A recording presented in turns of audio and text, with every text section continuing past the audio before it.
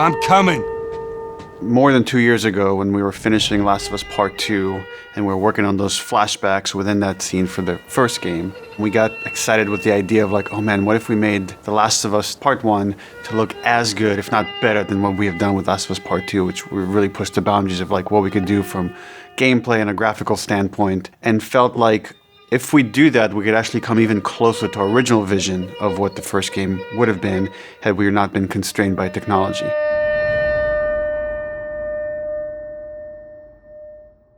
The original creative vision of The Last of Us, I think in a lot of ways was larger than what the PlayStation 3 was capable of.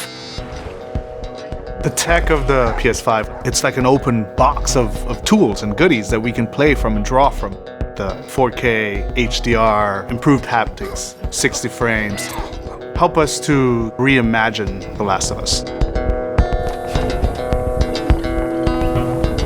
It gave us opportunities to rebuild our characters at the highest fidelity. Not only are the characters more detailed, I mean down to the irises and the pupil depth. You know, you fall into the eyes of the characters. Aside from that, the facial animation is just way more believable. Like all the nuances, all the little subtle reactions, glances, glares, right? Like you get all of it almost closer to sort of the original performances. So no matter what, you stick to me like glue. Like glue. Like glue. Got it. Good. We are able now to not only just have the highest fidelity characters in the cutscene, but also in gameplay. It's the same character, so now we can do these seamless transitions in and out. Every part of the game has benefited from seamless transitions and emotional scripting. Pretty good, huh? Our stories happen in gameplay, on a stick. She knew my mom. All this stuff is designed to keep you constantly in this world. Riley, come here. Now you got this, go.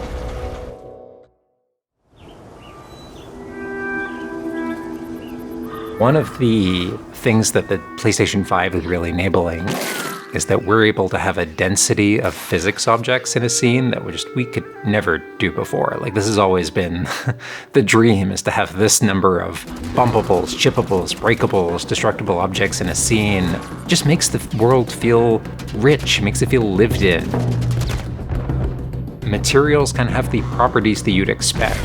The turret truck in Pittsburgh, when it's firing at you and it's just ripping apart the concrete and sending objects flying left and right. Seeing things break, like there's fear, there's a real fear that it invokes.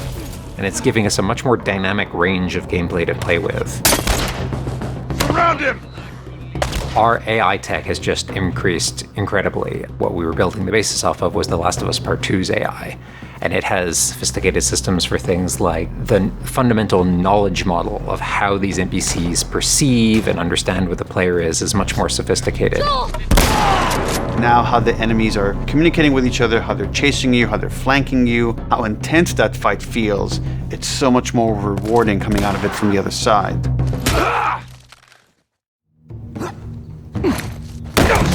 Get out! One of the other big AI improvements is the buddies. The buddies technology that we developed for The Last of Us Part 2 has this very sophisticated understanding of like, okay, this is where the enemies can see their exposure. We not only have exposure, we have future exposure. So buddies can know, okay, that enemy is walking forward and they're about to round this corner. So in 3 seconds, that corner is going to be exposed. So I'd better move now to avoid this enemy seeing me. This really lets the buddies make very complex decisions and maintain that feeling of stealth much more believably. Another big enhancement to the gameplay is that we have this technology called motion matching. Motion matching is this technology that's basically using logic that tries to match the desired movement to a bucket of hundreds of animations. A mocapped actor has gone in and run this whole gauntlet of movements to get a really full set of all the different ways a person can move. And then it's basically every frame trying to find the best matching animation that fits the path of where the character is going to go. And this motion model just gives this really seamless sense of transition. The player's movement is just a lot cleaner. It's this really smooth, organic movement through the space. First, we just had to build that core experience. And then beyond that, we wanted to add several features that fans have been asking for. For example, we now have a permadeath mode. Along that, we've added a brand new speedrun mode, so players can time themselves. There's a whole community of gamers that just want to see how fast they can play through this game. Beyond that, we added a bunch more of unlockables. So there's all these different outfits for Ellie and Joel that people can unlock. A model viewer mode, so people can really appreciate the details. We added award-winning accessibility features. Every single accessibility option that we offer, that's a barrier removed for someone. As she surveys the apartment, her eyes wander to Joel. She steps past the couch. He wears the wristwatch Sarah gifted him, which now has a cracked face. To my knowledge, this is the first PlayStation game that has audio description built into the game, built into the cinematics. Now it's nighttime. Joel stirs in his sleep. And that's really the way we've tried to push the frontier of accessibility on this game.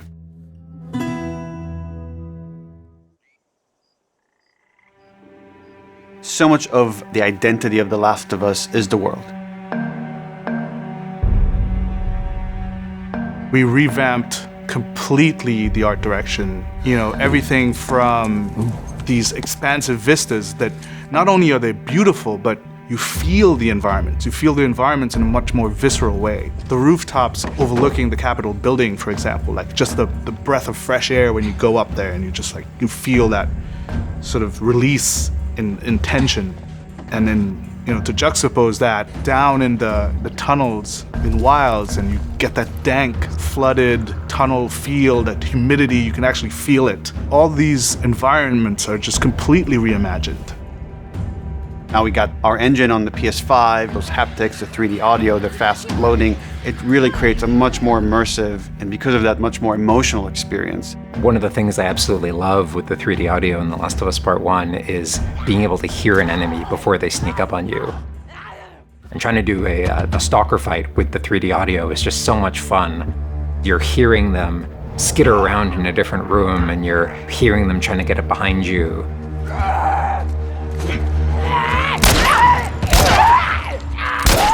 Having that two-part reaction of like hearing, turning, seeing, reacting, it just really heightens that sense of just being grounded. You are in this character, you are in this world. Now, with the PlayStation 5, the amount of control that developers have over the Dualsense, it's really, really cool. All the guns in the game have a variable amount of resistance on the triggers when you aim them. The way it works with the bow is that at the very beginning, when they're starting to draw the bow, there's a little bit of resistance. And then as the bow gets tauter and tauter, the amount of resistance is increasing. And then when you release the bow, you're also getting that resistance going out of the trigger. When you are aiming and firing the shotgun, you're going to get a haptic vibration on the shot. And then what I think is one of the ways that the Dualsense really advances things is you're going to get a haptic vibration on the pump of the shotgun. And what's much more sophisticated about that on the Dualsense is that in effect has a little like speaker in it. And it's playing an audio file that comes through in the vibrations. And those two beats is what you're going to feel on the controller. Looks like a good spot. This also ties in to the new workbench animations. So if you're seeing Joel taking apart a gun or screwing something in or putting a new stock on a gun, that moment where he's like jamming that on, you're going to get that haptic feedback on that. We have, haptics all across the board, for all the moments you kind of expect, for clambering, jumping, landing, meleeing, getting meleeed, like all those kind of high intensity moments we have represented in the haptics. What I personally absolutely adore is the way we can enhance the really quiet, subtle moments of gameplay. So it's like when Joel goes in to pet the giraffe, getting that little light touch on the haptics as he's petting the giraffe. To me, that's the essence of The Last of Us. It's the high tension moments, it's the low tension moments, it's all of it feeling grounded. You're feeling immersed in this world. It's all about bringing you along with that story in as many ways as we can. And that's what the new technology on the PlayStation 5 is allowing.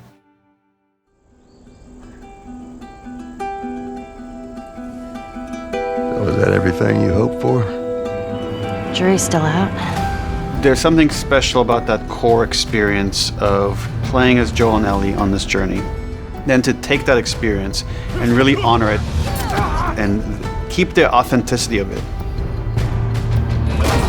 but elevate it in every way possible, whether it's pipeline, whether it's art direction, whether it's a technology, everything that allows us to make that experience better. Not different, extremely better.